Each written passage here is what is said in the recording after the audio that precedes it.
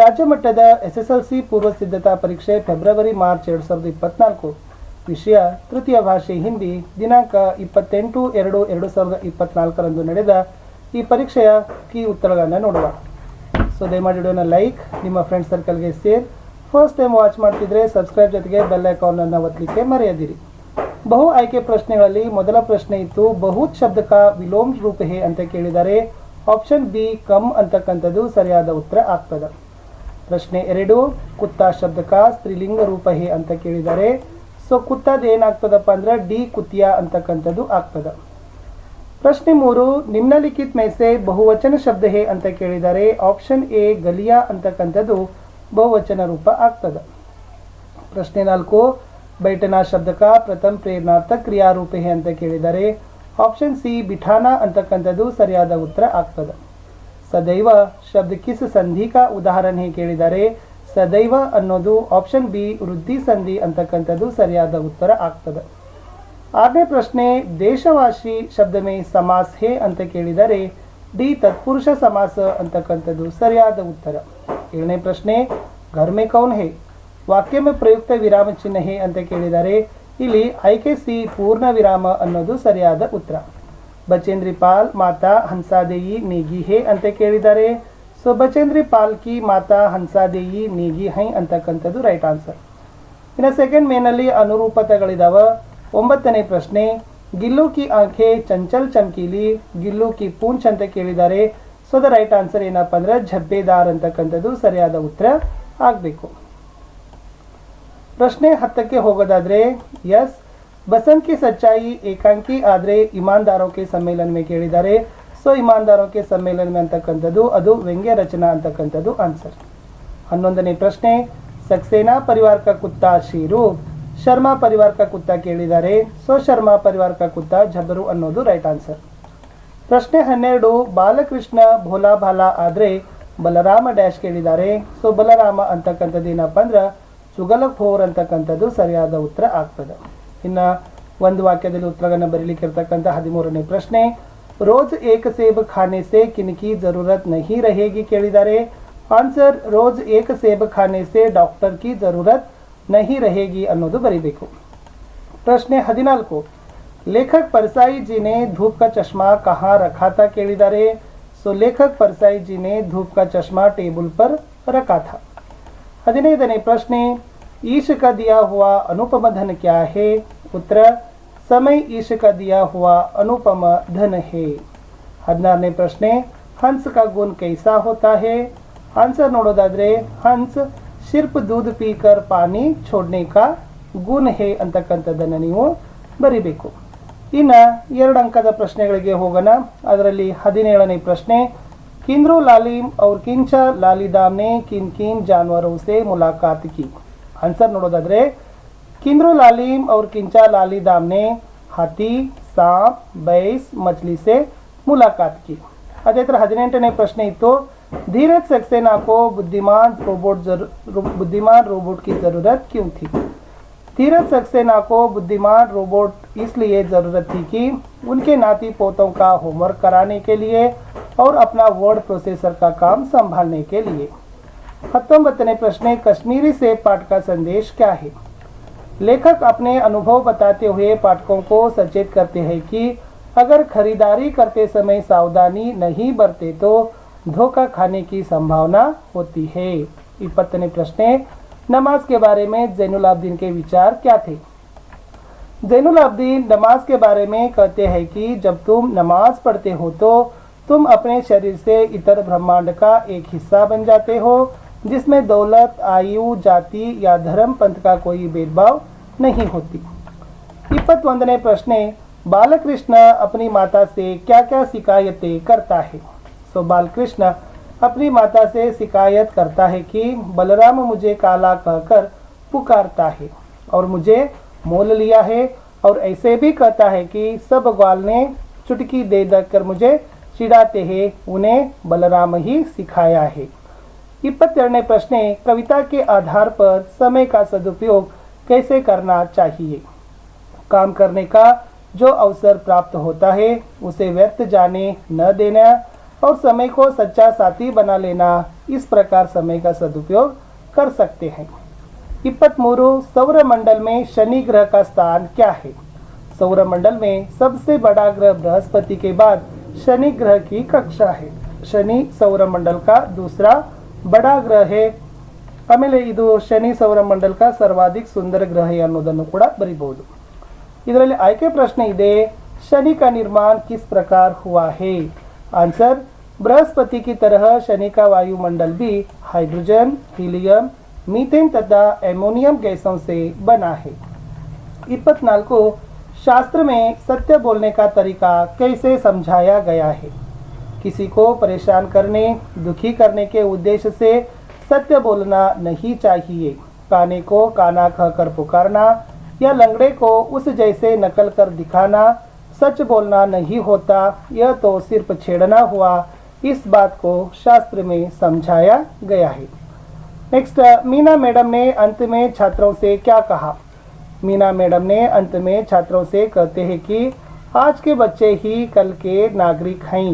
हम आज से नहीं, अब से ही नागरिक कर्तव्यों का पालन करना चाहिए। इससे आपका हित तो होगा ही, देश का कल्याण भी होगा। ಇನ್ನು 3 अंकದ ಪ್ರಶ್ನೆಗಳನ್ನು ನೋಡೋಣ। ಇಲ್ಲಿ ಗಿಲ್ಲು और ಮಹಾದೇವಿ ವರ್ಮಾಜಿ की ಭಾವನಾತ್ಮಕ ಸಂಬಂಧ ಅಂತ ಕೇಳಿದ್ದಾರೆ। ಸೊ ನೋಡಿ, ಗಿಲ್ಲು ಎಸ್ ಲೇಖಕಿಯ ಮೇಲೆ ಇರ್ತಕ್ಕಂಥ ಪ್ರೀತಿ, ಲೇಖಕಿಯ ಗಿಲ್ಲು ಮೇಲೆ ಇರ್ತಕ್ಕಂಥ ಪ್ರೀತಿಯನ್ನು ನೀವು ಅದರಲ್ಲಿ ಬರೆದ್ರೆ ಸೊ ಸರಿ ಉತ್ತರ ಆಗ್ತದೆ।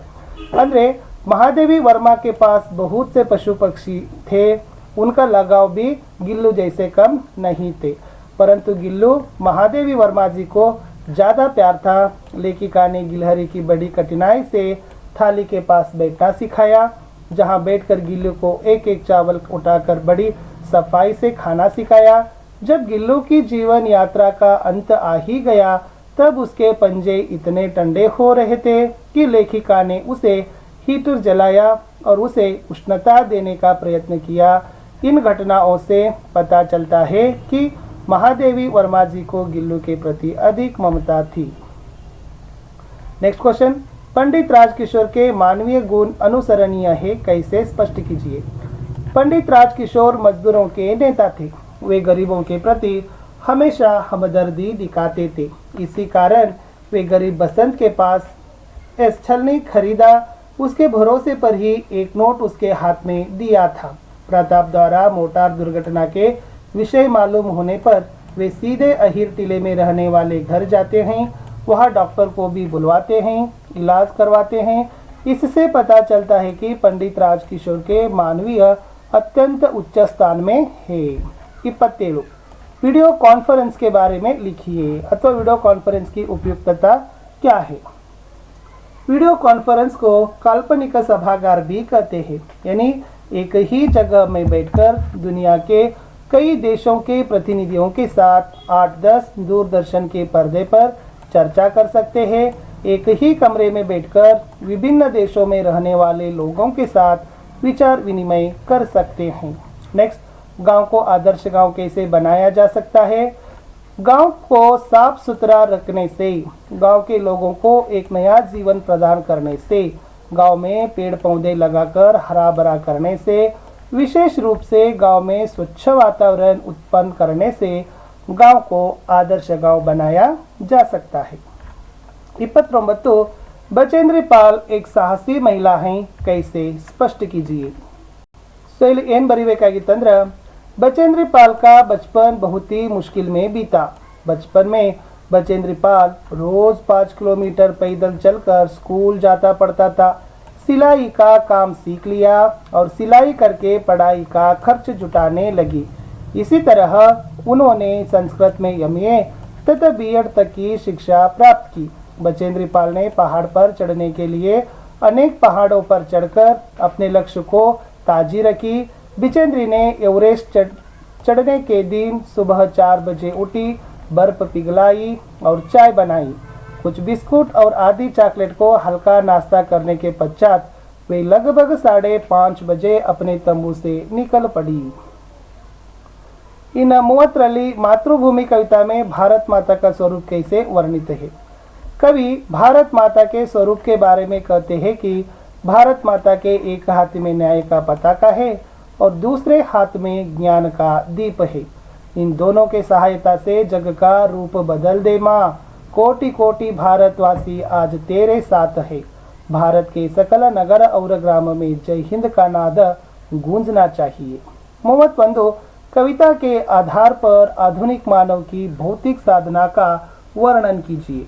प्रकृति पर सर्वत्र है विजयी पुरुष आसीन। इस पंक्ति का आशय यह है कि आज मानव ने प्रकृति के हर तत्व पर विजय प्राप्त किया है।